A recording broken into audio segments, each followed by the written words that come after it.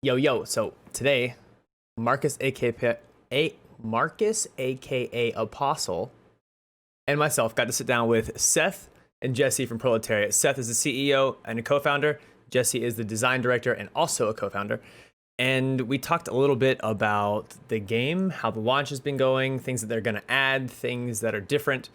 We talked about chapters. We talked about the future, and I hope you enjoy it. It was a good time. It was a fantastic time. I love both of those guys. I love Marcus as well, obviously. And there will be timestamps in the description below. I know this video is long, so you don't have to watch the whole thing, but you can click around, go to specific topics that you want to. Enjoy. Well, I think we can just start off with some introductions for everybody. Sure. Ohpee stream. I'm Marcus, aka Apostle, Spellbreak creator and YouTuber, streamer. Been playing for since December of 2018, I believe. So yeah, long-time player. So whoever wants to go next can go next. I'll go. We'll get the two players out of the way first. Ohpee, I've been playing since January 2nd of 2019. I make no content that's worth watching, and I stream on Twitch, and that's pretty much it. I'm bad at the game, and yeah. So I can go next. I'm Seth Sivak. I'm the CEO for Proletariat. What I do kind of day to day on the game is I'm still a little bit involved on the product side, and I do a lot of the publishing work around making sure we can actually ship this thing, and I do a little bit of the narrative for the game still. So cling to that narrative. I'm done. That was it. I that's it. That's the intro. The last journal entry is over, so I'm done with that part. So we have a great narrative team now that's now taking over all the stuff I used to do in that direction. So that just leaves me. I'm Jesse. I'm the design director here. You've probably seen me posting on Reddit or Discord or my email outbox quite a lot. That's all I do these days. That's it. Also it. That's the only thing. I have a question for you, Seth. So I haven't actually read the lore this time, but that was a lot of lore. So will it be that big each patch, or is it like just because it was launch? No, that's the end of those journal entries. So we won't be doing those for future updates. Because soon we'll be bringing the narrative into the game. So we'll be talking about I was actually in the middle before this of writing an email on when we want to start talking more about the chapter system. I know we've mentioned what it is before a little bit to people. But we're going to start to go into some of those details probably in the next week or two just what's chapter system going to be like. It's our seasonal content, and how are we going to start to tell stories through it. So that's going to take over what the journal entries were doing. And the journal entries are really meant to set up who the player is and what happened in this world. And then, the stuff going forward will be all around, telling the story of where we are now in the game. Okay, so all lore will be in chapters or / in the game somehow. For the most part. We'll be doing a little bit of stuff between now and when chapters come out that will probably spill over and be potentially outside of the game. I mean, you saw a little bit of this with those gauntlet posts we did last week as the countdown, right? So a little bit of that will peter out, but we're going to start focusing more and more on it being in game. I'm really excited for the chapter system. That's one of my biggest things that I'm excited for. There's the shop for some reason, the shop, and then the chapter system. I just want to spend all my money. I just want to spend it all. Yeah, exactly. Just spend everything. Good. How many hours till the daily shop slot rolls over? Was it 6? Got it. It is 6. Yeah. So that brings me to a question. Why was the decision made to make it roll over in the middle of the day? Is it so that people can access it easily for the Switch for each day? Yeah. You basically, if you do, first off, we've got people playing, all over the world. So at some point, it's going to be your middle of the day. But we wanted to basically get it, the bulk of the US audience gets hit with it by the switch over, by the rollover. Guys, thanks for the Europe follows. can get it in the early morning. But also in case anything goes wrong, someone's going to be awake. Nice. Okay. I was always curious. I was like, why doesn't it just roll over? But I guess it's not always night for somebody. Oh, that makes sense. I actually had a really big question for you guys. How do you guys feel? You just released a game. It's just full release. Seth looks dazed. I'm not gonna lie. Yeah. Seth looks very dazed right now. I mean, I got an alert on my phone at like 5 a.m. that we had those. It's a little bit of server trouble, which I think we're going to talk more to the community about as to what happened there in a little bit. But I mean, yeah, it's I got you, Duck. Especially a game like Spellbreak where we've been in development on it publicly for so long. Like I've never worked on a game where we've done this, where it's, you know, it's basically been live for 2 years for us, right? Because we went live in the pre-alpha. We were updating it every week back then, every week, which is crazy. And so 2 years of running it live is a lot, but getting to this point's awesome. Like it's been exhilarating to watch just like the response so far. And it's awesome to see all these people across all these different platforms playing. We've seen like a lot of people playing cross-platform, which is really, really cool because that was very important to us to get in. So it feels great. I mean, I'm excited to see, you know, we'll start to see, I think, some reviews from the press and stuff like that hitting probably like early next week. And so I'm excited to see what that kind of when that stuff comes together, what that looks like. But overall, the sentiment seems super positive. People seem to really like it. I think a lot of people were excited about the game, and it's great for them to get in and just have a lot of fun with it. And so that's the thing that's exciting to me, is just watching people enjoy the game. Now it's a matter of like, can we keep scaling the servers up, and then can we start to get you guys some cool content going forward to make sure you stay engaged? So that's what we're turning our focus to next. It doesn't really slow down. You know, it's not like a box title where we just kind of ship it and walk away. Now is the hard part.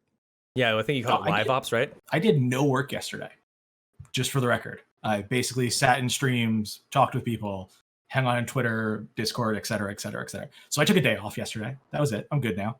Took a day off. You needed it. It's okay. It was cool. It was good. It was one day. I'm back in. Yeah. So like Seth said, it's super exciting. For the past, let's say 3 weeks, 4 weeks, 5 weeks. Yeah, thanks for following. I haven't been sleeping.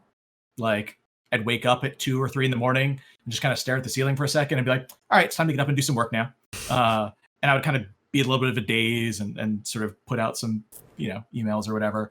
And last night I slept until 6 when the server alarms went off. Until 6, right. And so that was nice. But did Dan sleep? It's good. Dan definitely slept last night. Good. Good. The DevOps team was not sleeping last night. No, definitely not. It's very relieving. When that kind of thing happens, what is the plan? When you find out that what happened this morning happens, like what do you? So the live ops team for Proletariat's really good. So, you know, we have a whole plan that goes into action. Basically, there's all this monitoring that happens across the servers. And so that stuff goes off. It hits like people that are on call, because we have people on call 24/7. That's both on the technical side and also on like, you know, the player support side and the community side. And it sort of, as it escalates, it kind of eats its way up the chain as far as, you know, what do we want to do about it? How long is it going to be? How severe is it? And this one was tough because it was basically like all of our dedicated servers in every region and every platform were down. And that's like, you know, kind of the ultimate issue where, you know, we've had a couple of hiccups here and there. We've had like, oh, you know, there's some matchmaking slowdown in one region or whatever, and that stuff's usually resolved pretty quickly. But this was several hours of this being an issue. And the hardest part was it wasn't us, it was the provider. And so we need to hear from them, like, what is going on before we can really figure out what to do.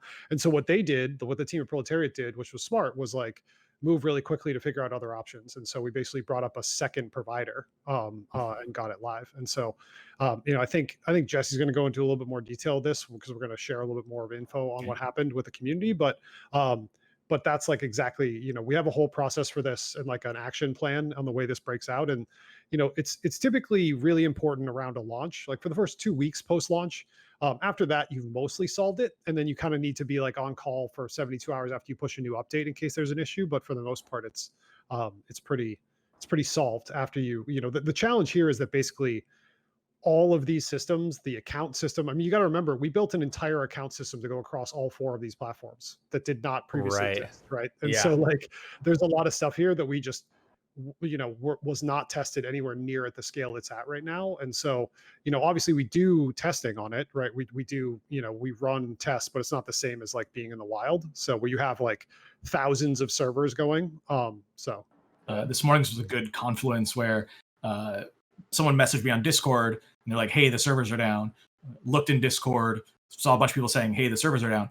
Got my laptop open, went to message the on-call team, and they basically beat me by a minute. They're like, hey, we're having server problems. We're kicking things off. And then a thread spawned where everybody's just sort of talking about, here's what we're doing, here's what's happening, here's what we know, pushing updates to players, letting people know what's going on. The players were super helpful this morning, where they were taking my posts into Discord and pasting them on Reddit. And so it was one more thing I have to like think about. It was fantastic. Thank you, people. Right. And then sort of just, triaging through it and making sure everybody's aware as the sort of handoffs get made of, hey, the people are coming into the office, and then sort of handing off stuff to them and making sure everybody's aware of what's going on and how we're rolling everything out and stuff. It went about as smooth as it could go for a tremendously awful problem. Still, whatever, 3 or 4 hours of downtime, which isn't great on your second day. Right. But the process worked. Which is good. Yeah, I mean, it was the worst case scenario, right? Like very much like that's sort of like the worst thing that can happen because it's not on our end and there's nothing we can do about it. And so we have to like come up with a solution quickly and try to solve for it. So but the team did exactly what they were supposed to do. So that's great to see. And limited the impact on the service, which is what we strive to do. Perfect. I mean, it seems like, my biggest concern going into the game was how servers were going to hold up, and out of a lot of game releases that I've been in, this has to be one of the top. It went really, really smooth from the players, and so, it really did. Yeah, great work to the server teams. Speaking on that part, I get a question literally all day long, and I'm sure you guys have gotten the same question: is solos and duos? I know we're waiting. Do you have a time frame, or are you just kind of waiting for a certain thing to happen or to ease out? I know Seth's talked about it a little bit in chat before, but so yes, we have a time frame right now. Okay. There's an email that's going around. Literally, I sent it about 10 minutes before we got on this call. That assuming everybody gives the thumbs up to it, I'll be able to tell you something very concrete soon. Okay, that's all I need to know. I'm patient. I would be slightly less cagey, but there's still a couple people that need to give a thumbs up. Right. Yeah. Right. I mean, okay. we'll before the end of the day today, we'll give you a date on when solos will come back online. Okay. Cool. And yeah, to be clear, solos will come out first. We'll release solos. It'll go through the same sort of testing period that we're going through right now with squads, and then duos will follow at some point after that. Good. Solos is the best. So I appreciate that thought process. So sweaty.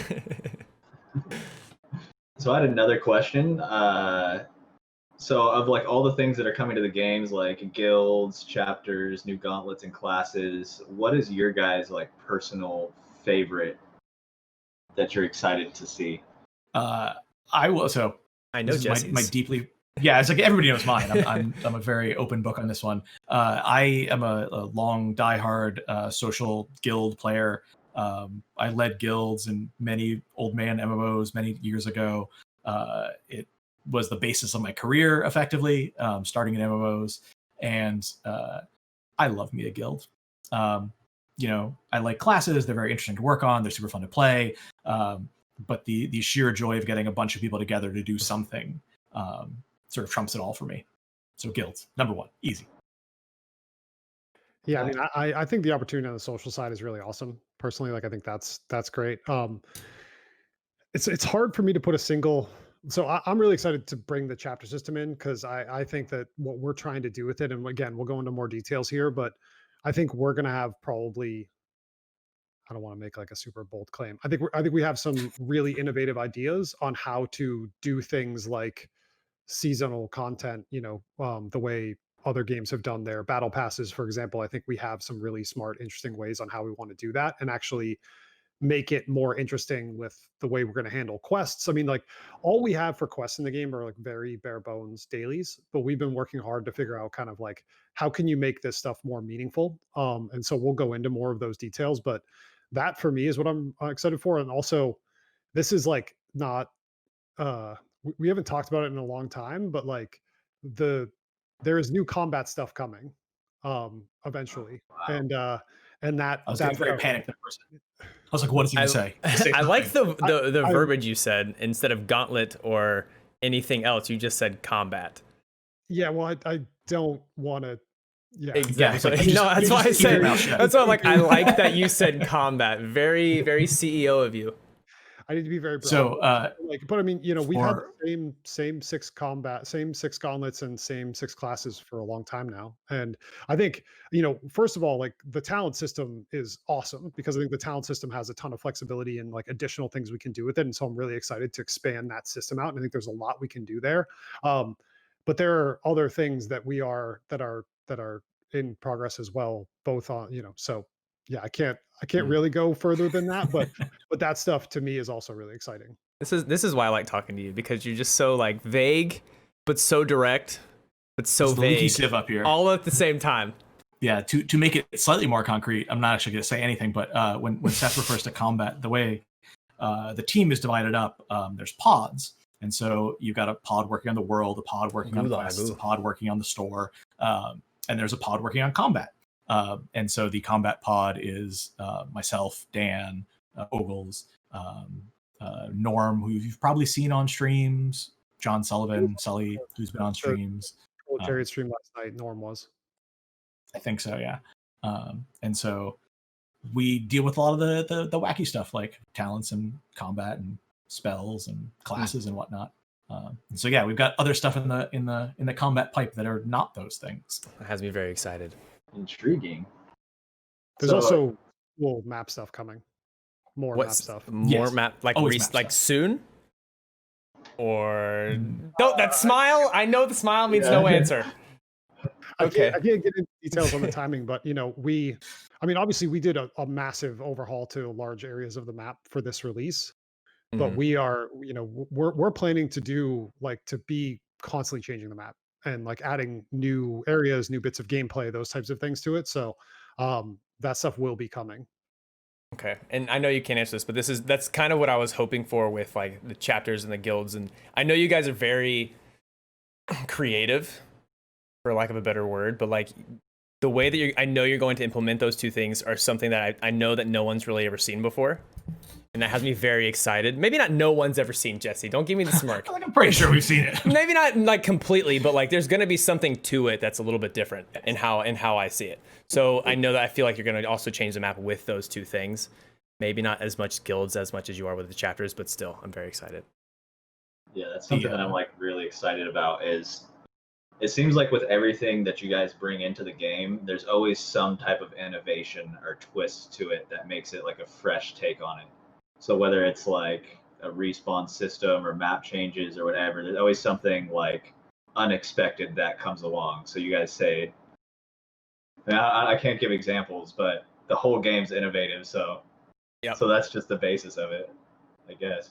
It is our curse as a company. The t-shirt I'm wearing right now is from our first game, which was a mobile game. And at the time we were just like, oh, it's going to be a relatively straightforward version of Clash of Clans with zombies. Great. Right. And then we decided to make 2 different games in one and blow out what we thought we were going to do way far. Spellbreak has a similar bunch of stuff that could have been very straightforward to take an existing mechanic from another game and say, oh yeah, it works. We can just, sort of slot it over. And then we go off the rails. Yes. Sometimes good, sometimes bad. But yeah. So you got to risk it to find the good stuff. Got to fail to succeed. When we or completely when we were hiring the idea. When we were hiring for the narrative designer, in the interviews, I would take them through this sort of gauntlet of questions where it was like, okay, so how do you tell a story in a PvP game, which is it's a challenge. How do you tell a story in a large-scale PvP game that is sort of action-packed, which is, again, harder still. And then how do you do that when the session times are 10 minutes long or 12 minutes long? And it's real difficult, not surprisingly. Yeah, no surprise there. And so I'm very much looking forward to it.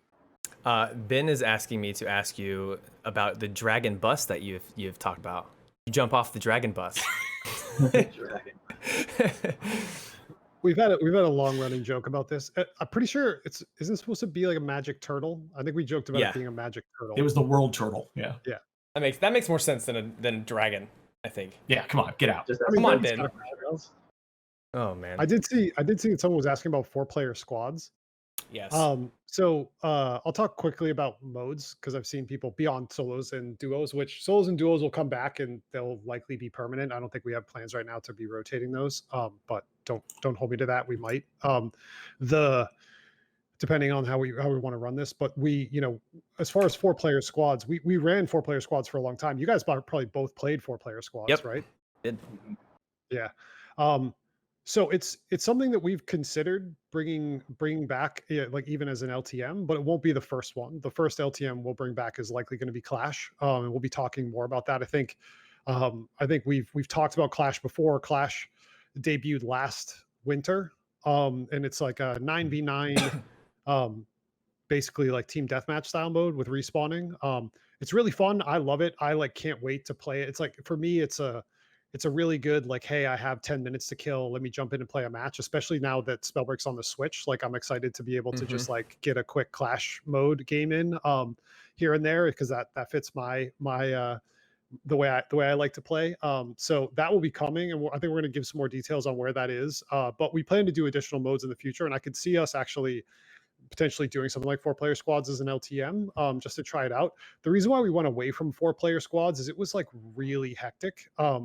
And we have relatively long time to kill in Spellbreak, but if you have 4 people focusing you, it's like, it's a nightmare. It's rough.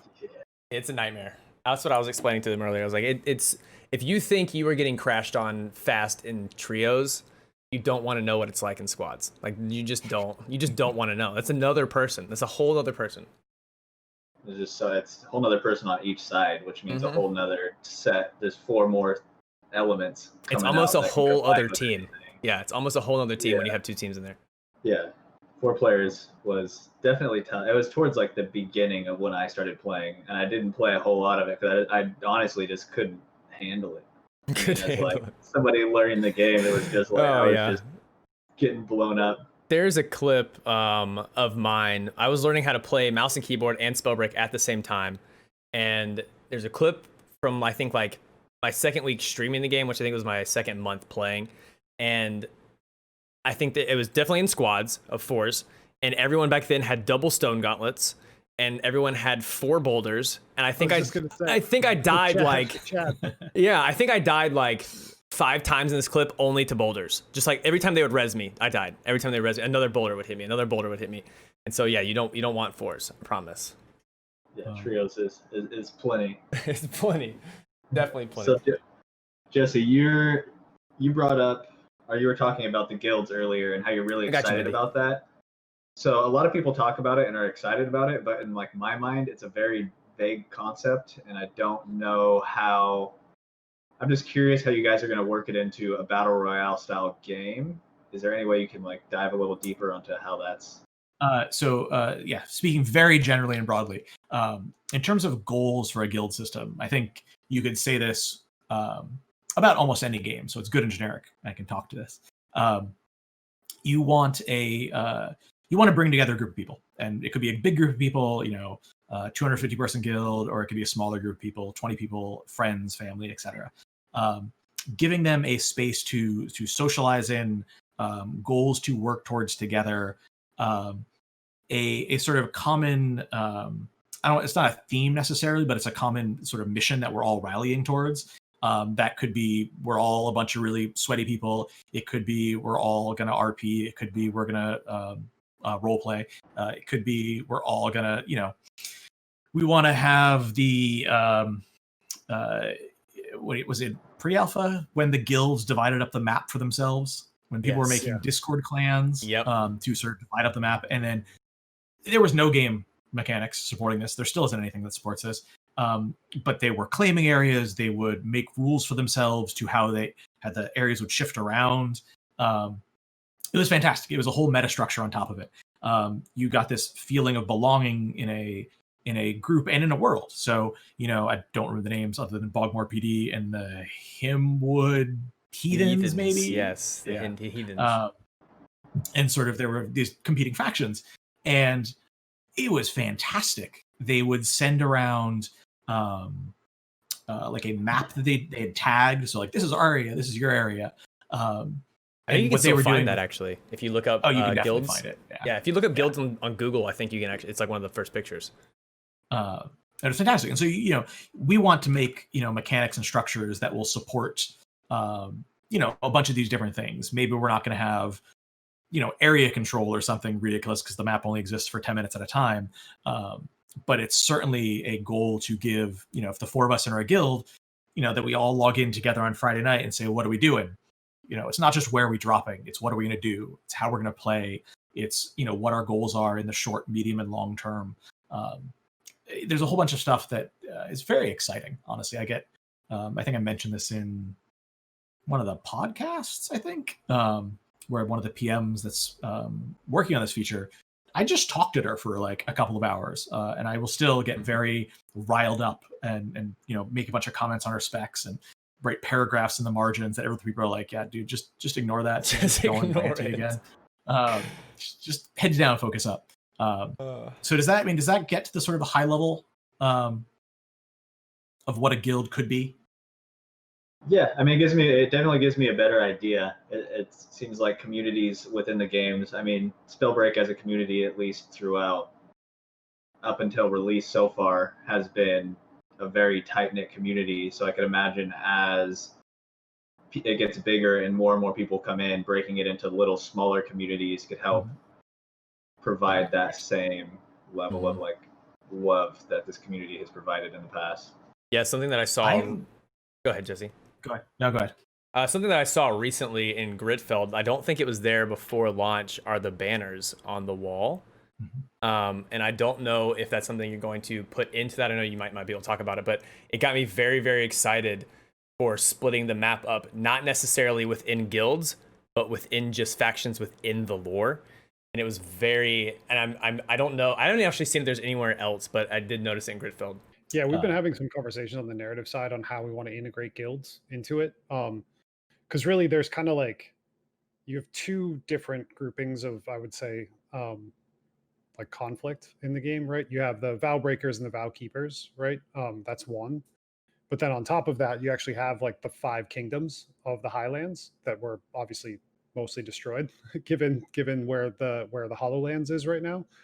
And so we've been talking a lot about like how, like, do we, like, what do we want to do here? Are guilds affiliated with any of these things? How does that work? And so we're looking at like how we want to blend that stuff into the narrative. And that's a frequent topic of conversation for us, is just how can we, how do we want to start to integrate more of the mechanics in with the storytelling that we're trying to do? So it's definitely something that's on our mind. Like those banners speak to basically more of our push to try and get the things like the 5 kingdoms represented on the map, so people can start to understand like who they are, So some of this stuff was touched in the journal entries, and I think in a few of the things that were like last week, some of those like gauntlet pieces start to talk to those kingdoms.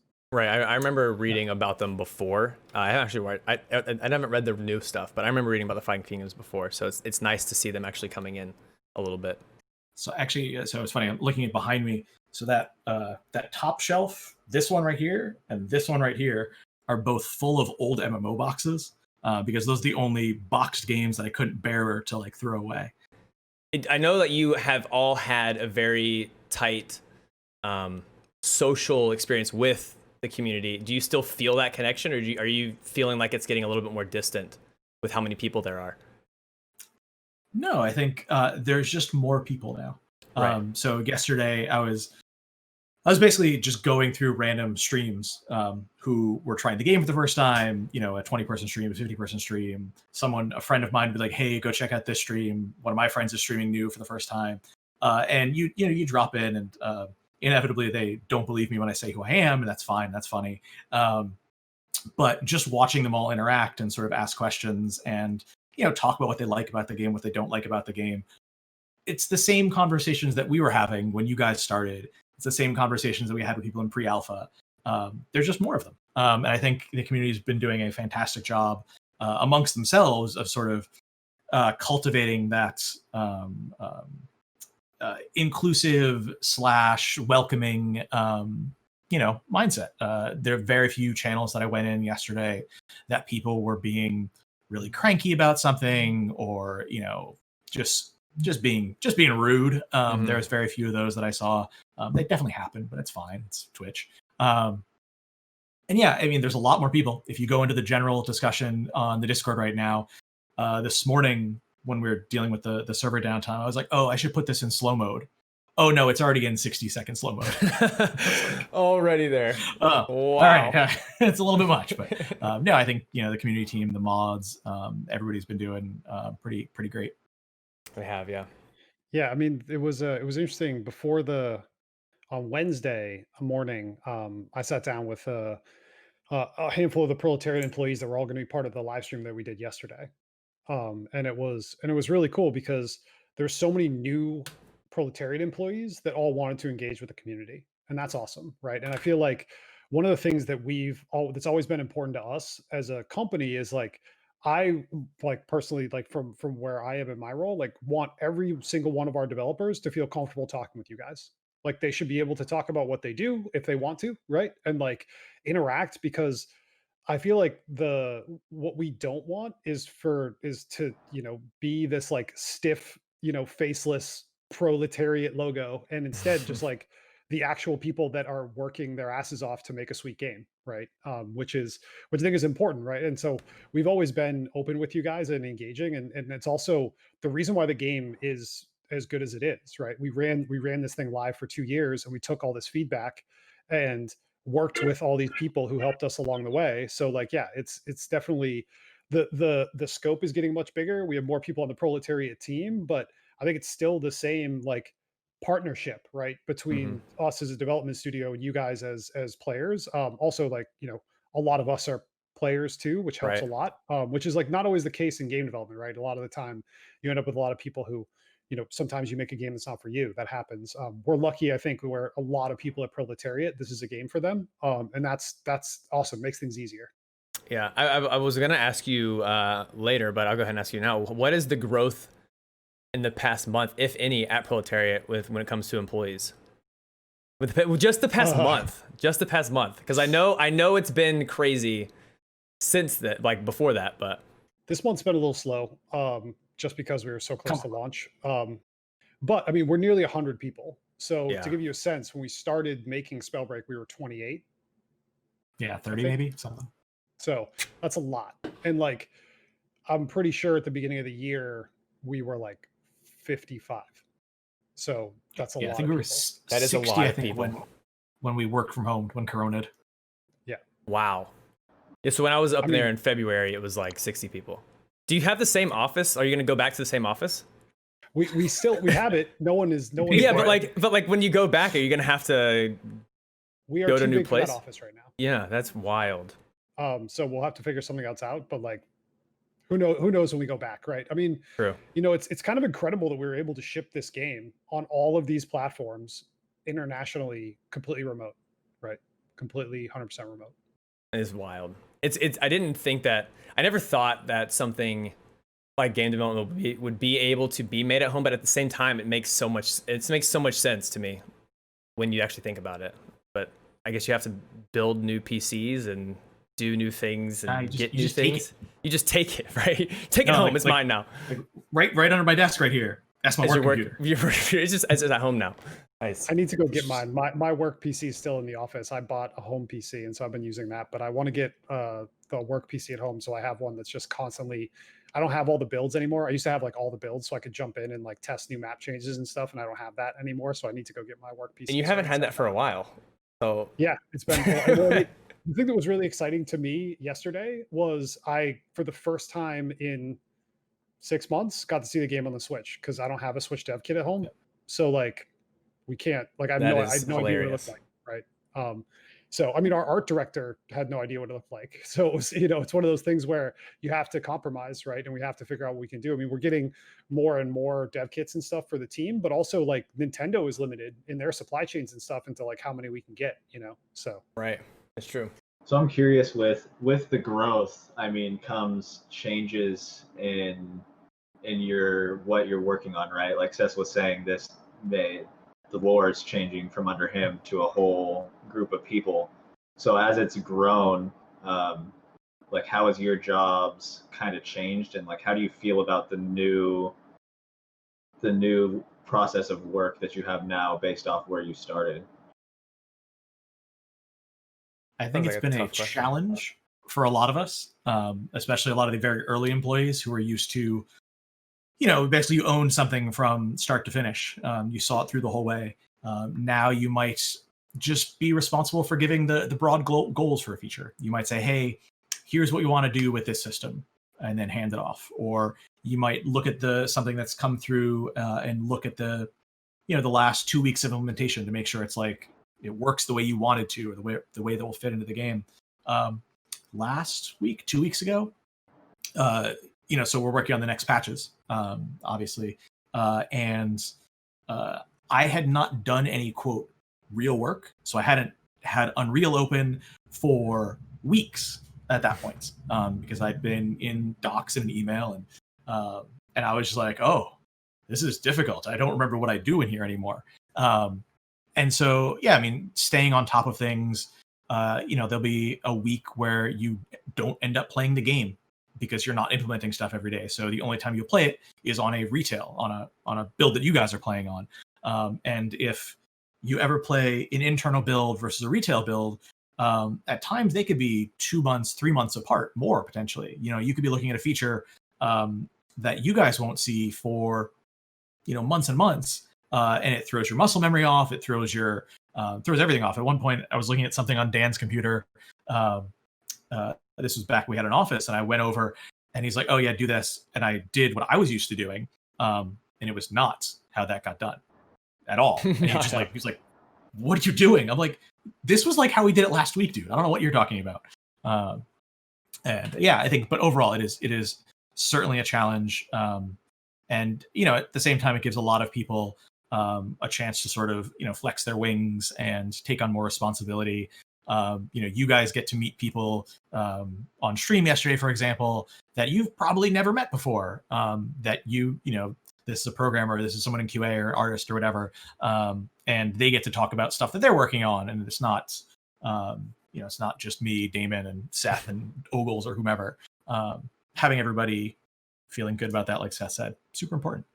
I remember back in the day, it was just you two on the streams every time, every like literally every patch for forever. And then we met Gordon, and then we always saw Gordon, and then Kristen, and then it was like, the fact that we have seen the whole community is what you said earlier, was that now like you guys are actually a part of, like, it's not just like a brand, a logo. So it's nice that you are all kind of being out in the open now, which is nice. Yeah, I mean, it's cool to engage that way. I mean, for me, it's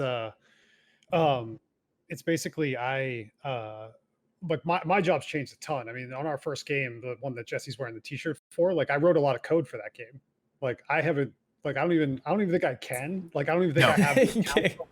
Can't code. We took away access. No access. Like, I don't think I can. But I mean, like the fun thing about like the increase in it was, one, we're getting some incredibly like talented and skilled and hardworking people, and that's really fun. Like for me, so I was like heavily involved in doing the journal entries, but like as we scale up the narrative team, we added Tori, our narrative designer, and Toby, our director of content, and they've kind of taken over the bulk of that stuff. And it's really cool to me to just see the ideas and things they bring with them. So like, I know you said you haven't read it yet, Ohpee, but like Thaddeus Vanderrun, like that character was not my idea. That didn't come from me. Like that came from Toby. And like Quincy and the stuff you guys saw with the gauntlets, like all last week, that was all Tori. Oh, and that's so awesome. For me, it's really cool to see that, because they bring really like ideas I would never think of. Like, and so that's really cool, because they're able to add stuff that we would never be able to have. And when I look at the incredibly talented artists that we're bringing in, like, obviously on the technical side, the ability to be able to run the service and to go through the stuff that they did this morning, like, we're getting these capabilities that we, for me, it's like, I'm in awe of that stuff. Right. Because I remember when there was 5 of us. And so now it feels, really cool to see that. I still remember when Dan gave me the first prototype for the Springstep rune, It was just called Leap, right? The initial prototype of it. Yeah, it was the Leap rune. And remember, he told me, he's like, I got this great idea for a rune. It's going to be Leap. And I'm like, that sounds terrible. That's not gonna be fun.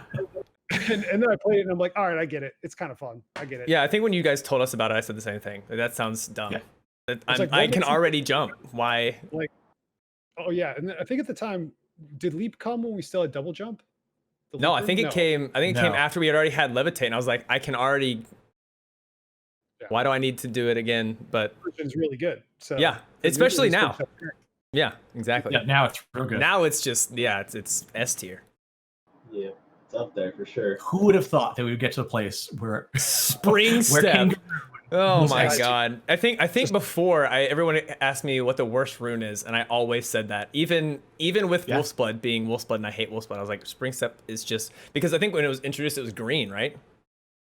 Yeah. And then it was like up against all of these much higher tier runes with no changes.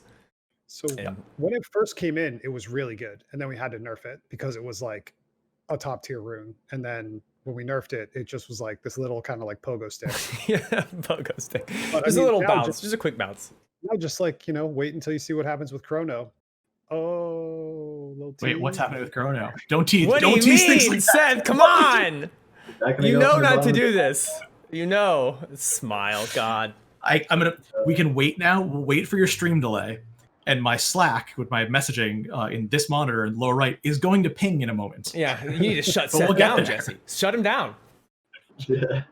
There are no changes coming in the short term. I'm not on the combat design team. I make no changes to that. That's why I constantly complain, because they need to fix Stoneshaper because they nerfed it too much before. So buff Stoneshaper. There you go. No thanks. Did you not see the most recent poll? Seth there's a poll? What poll? Today while I was frustrated with Stone.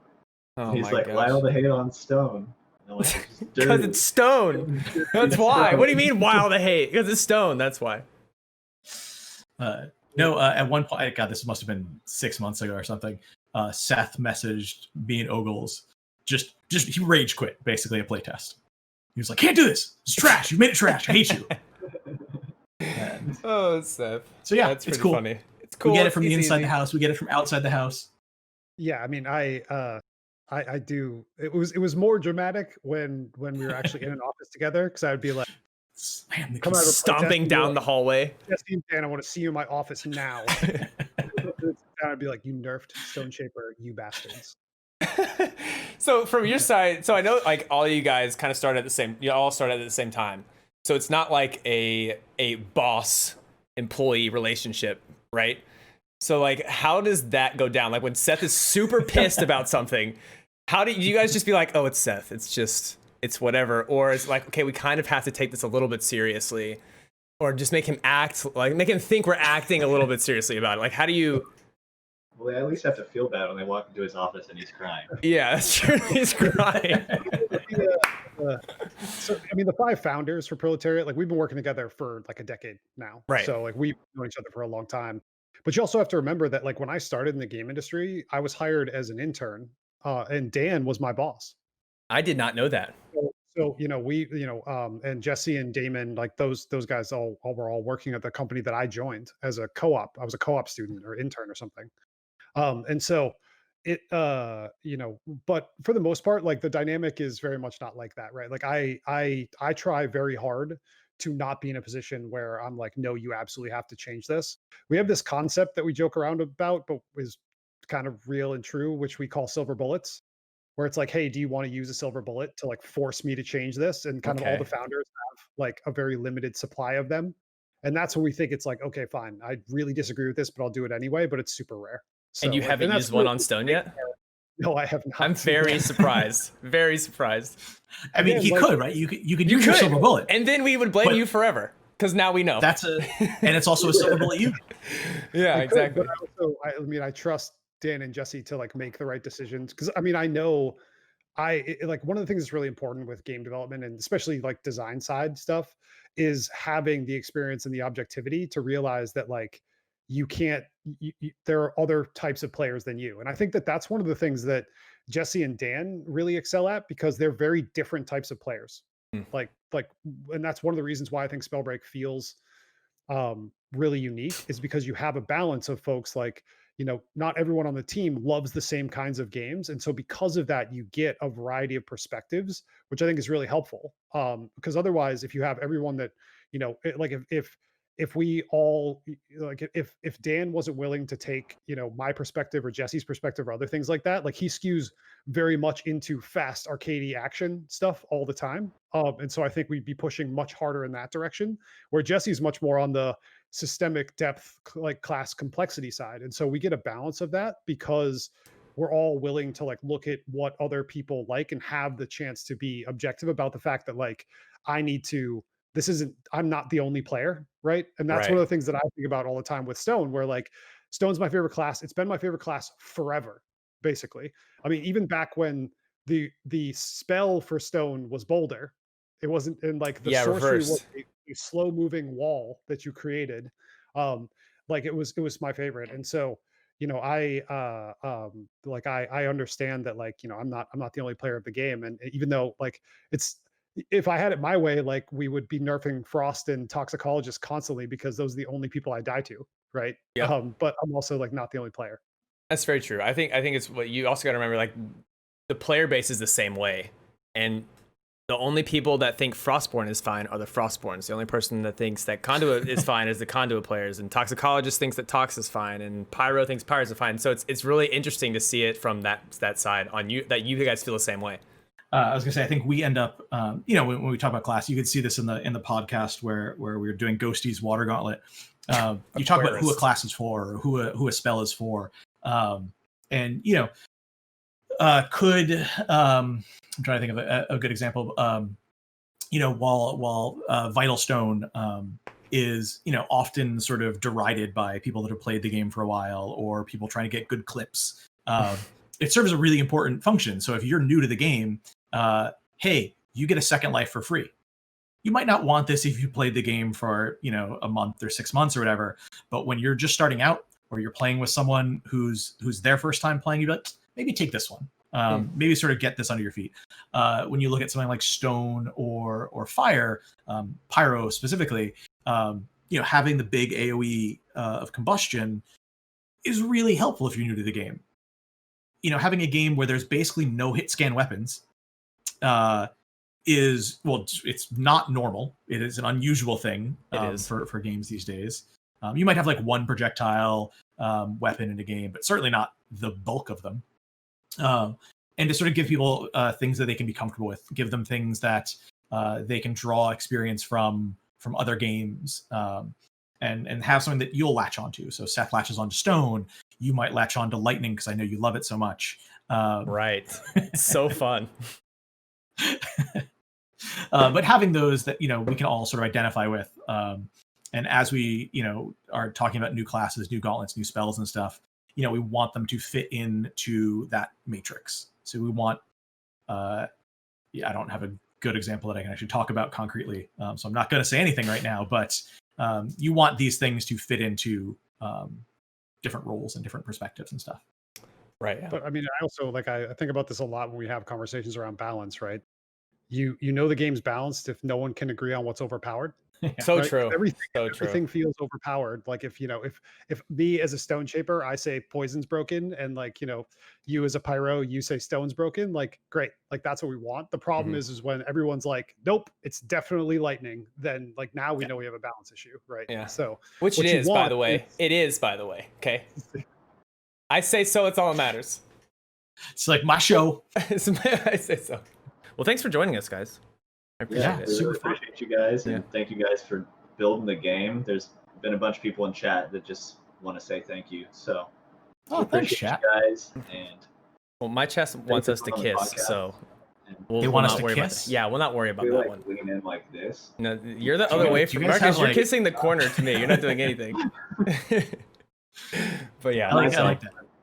It's good. Kiss your hoagies before saying goodnight. Yes, the hoagies. I think also, we're going to be, I'm not sure if Andy's sort of talks about it yet, but we'll be talking about like what our live streaming schedule and stuff will look like. So, because we're going to be starting to do some like regularly scheduled content and things like that coming up. So there'll be more of that stuff coming, and we're later on today, as Jesse mentioned, we'll be releasing some more details on kind of like how the first day went and what's in the near term plan for stuff. So okay, the very near term. Very near term. Okay. Soon Not that TM. Soon TM. Don't get. No, it's not. Soon TM always sounded to me like a very vague window. Yes, it is like very vague. Yeah, it's not. You're getting soon TM for a month and a half later. No, soon that's TM. That's not okay. Cool. Okay. Yeah, presumably. I will be able to post something later this afternoon. Awesome. Certainly I'll post something in the next 3 or 4 hours. Awesome. I love to hear it. Well, thank you guys. Cool. Go have fun in your meetings. Cool. Yeah. Have fun in your meetings. We'll talk to you. We'll talk to you shortly. Yeah. Bye, yeah. guys. Thank you guys. Later. Bye, Marcus. I love you. Peace.